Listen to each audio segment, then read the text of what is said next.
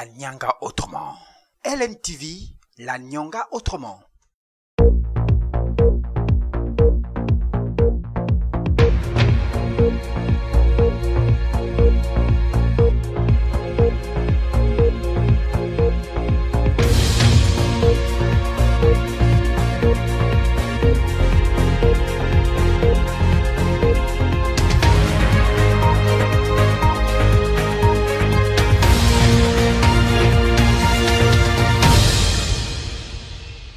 Mesdames, Messieurs, bonjour, bienvenue sur LMTV, la Nyanga autrement, c'est votre flash d'information.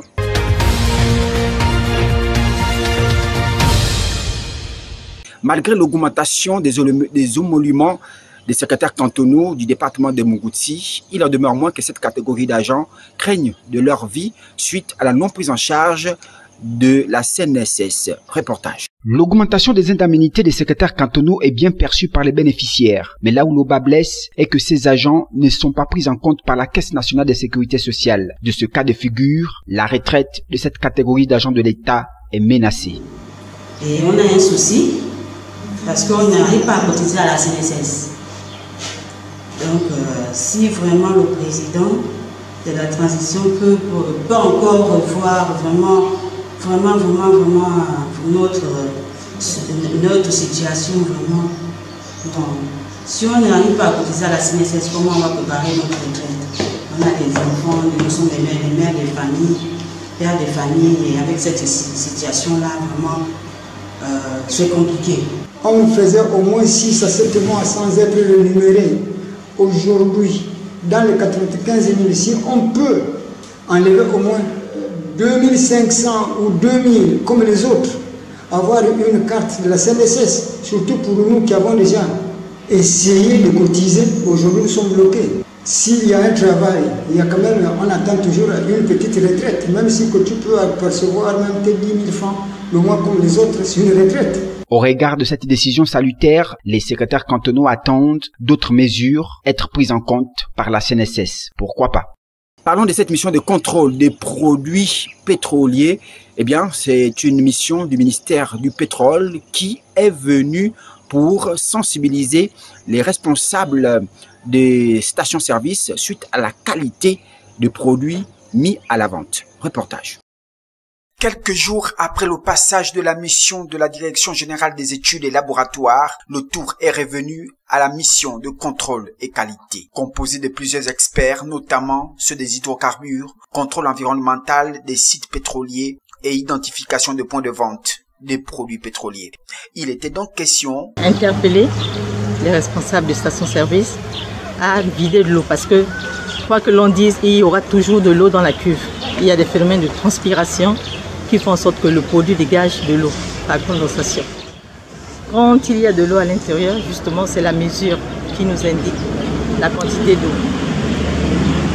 Plus on tend vers zéro, moins on a de l'eau. Il ressort au sortir de cette opération de contrôle que tout est dans les normes. Vous savez que l'eau est un poison pour les véhicules, donc il est important souvent que l'on mesure cette quantité d'eau dans la cuve. Il en ressort que dans les deux cuves, gasoil et essence, il n'y a pas d'eau.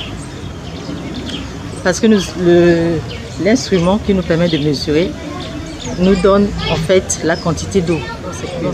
Et lorsque nous avons mesuré, nous nous sommes rendus compte qu'il y avait 0 cm. 0 cm dans la table de conversion correspond à 0 litre. Voici donc une opération qui vient rassurer les populations souvent victimes d'achats de produits pétroliers de mauvaise qualité.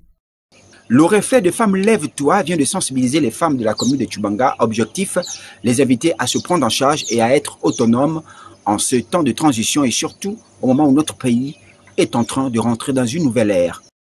Dans cette salle de la mairie de Tchibanga, le reflet réseau Femmes Lève-toi échange avec les femmes, toutes catégories confondues. Il a été question ici de les sensibiliser sur les projets d'appui à la participation des femmes, des jeunes et des personnes vulnérables dans le processus de transition post-dialogue. Vous savez que notre pays passe des moments très très importants et il y a beaucoup de choses qui vont être faites.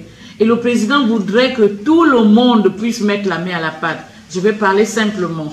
Le président voudrait que tout le monde, que tu sois jeune, que tu sois vieille, que tu sois handicapé, que tu aies un problème, un manquement, même que tu sois pauvre, Il voulait que tout le monde se mette ensemble. C'est ce qu'il a appelé l'inclusion. Il voulait que tout le monde se mette ensemble. Donc, voilà, pour parler avec vous, pour vous sensibiliser que ne soyez plus les femmes qui parlent que derrière les cuisines. La personne qui ne peut pas se déplacer a quelque chose à dire. Si je ne peux pas me déplacer, mais j'ai mon cerveau qui travaille. 2 heures durant, les femmes participantes à cette rencontre ont été libres de s'exprimer. Chacune a émis le vœu qu'elle ne soit pas oubliée dans la politique de transition. Plusieurs projets tourmentent donc leurs idées de pouvoir participer à un Gabon nouveau. Moi, ce que je souhaite, c'est l'autonomisation de la personne vivant avec un handicap, surtout la femme.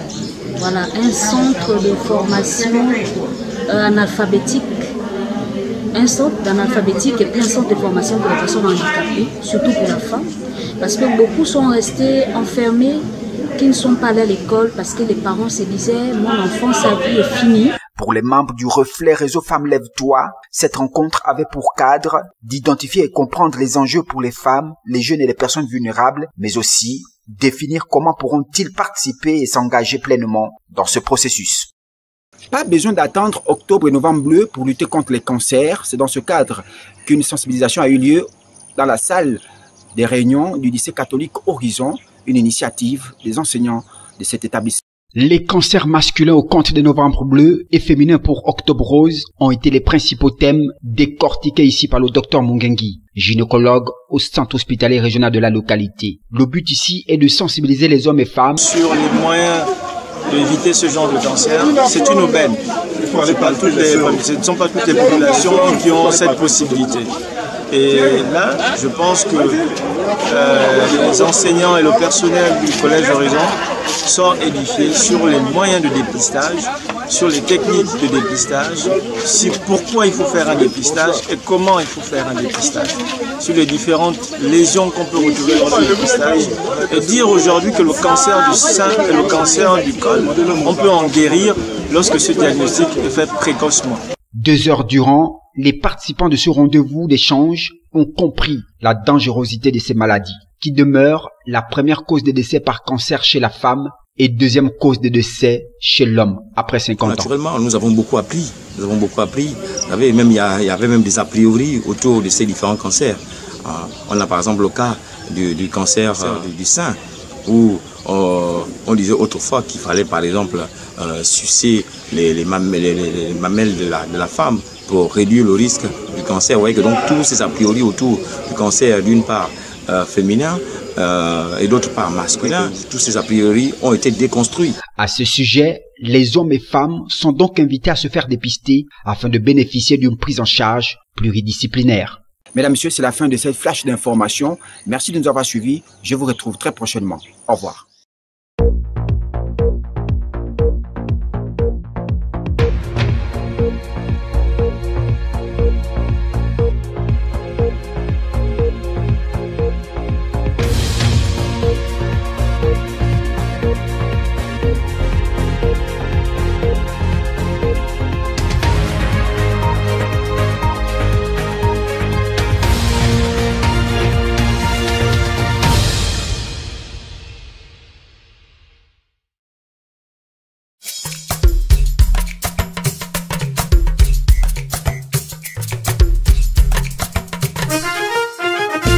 LMTV, la Nyanga autrement.